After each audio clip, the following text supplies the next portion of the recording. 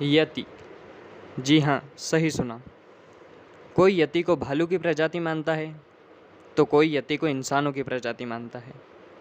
बहुत सारे नेपालियों का दावा है कि उन्होंने यति को देखा है और वो यति को अनलकी मानते हैं।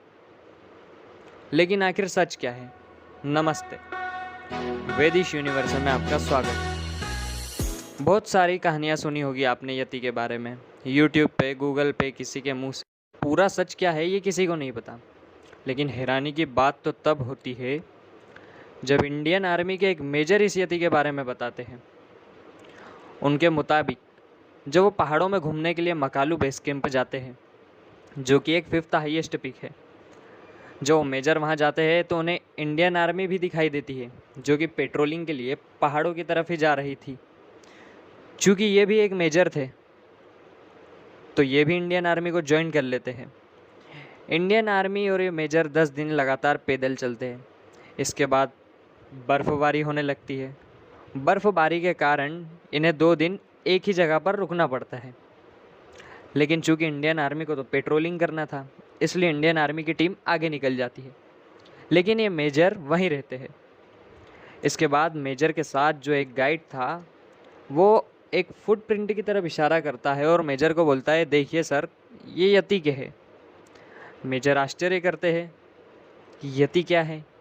इसके बाद इंडियन आर्मी की टीम भी वहाँ आती है। इंडियन आर्मी की टीम भी उस फुटप्रिंट को देखती है। मेजर के मुताबिक वो फुटप्रिंट 3 फीट का था। इसलिए ये सबके लिए हैरानी की बात होती है कि आखिर 3 फीट का फुटप्रिंट इन पहाड़ियों में कैसे आया, किस जानवर का है। और मेजर के मुताबिक ऐसे 50 से ज़्यादा फुटप्रिंट वहाँ पर मौजूद थे। इसके बाद इंडियन आर्मी और मेजर उस फुटप्रिंट के पीछा करने का सोचते हैं कि फुटप्रिंट कहाँ जा रहे हैं, देखते हैं। इसके बाद फुटप्रिंट का पीछा करते करते इंडियन आर्मी की टीम और मेजर एक गुफा की तरफ पहुँच जाते हैं। उन सबको बहुत उम्मीद रहती है कि अब कुछ तो ऐसा होगा जो किसी ने कभी नहीं देखा होगा। आखिर ऐसा क्या होगा इस गुफा में? क्या यति होगा या कोई जानवर होगा या कुछ नहीं होगा? इसके बाद बहुत ही हिम्मत करके उस गुफा के अंदर जाने के बाद देखते हैं तो वहाँ पर इन्हें कुछ नहीं मिलता है। वहाँ पर सिर्फ एक नाला बह रहा होता है और फुटप्रिंट भी वहाँ पर ख़त्म हो जाते हैं।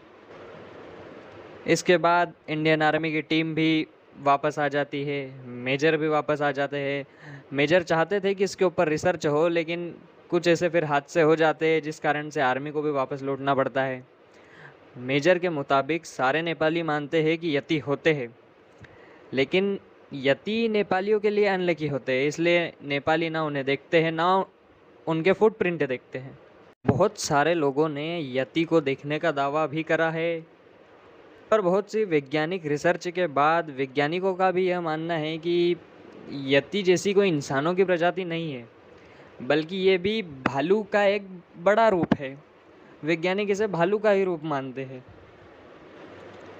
लेकिन जहाँ वैज्ञानिक इसे भालू का रूप मानते हैं, कई इंसान इसे इंसान की ही प्रजाति मानते हैं। अब सच क्या है ये तो इस जानवर को देखने के बाद ही पता चलेगा। वैसे आज तक इसकी कोई असली फ़ोटो भी सामने नहीं आई है।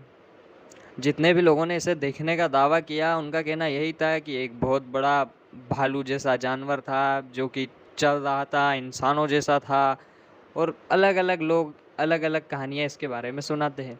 वैसे इंडियन आर्मी और मेजर की ये जो भी बात थी, ये 2019 की थी और अब 2023 चल रहा है।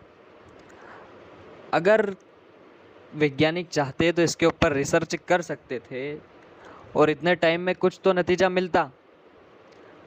लेकिन क्या पता सरकार भी क्यों इस बात को दबाना चाहती है।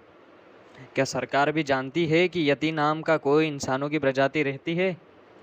क्या सरकार भी डरती है उस पर रिसर्च करने से, या ऐसी कोई बात ही नहीं है?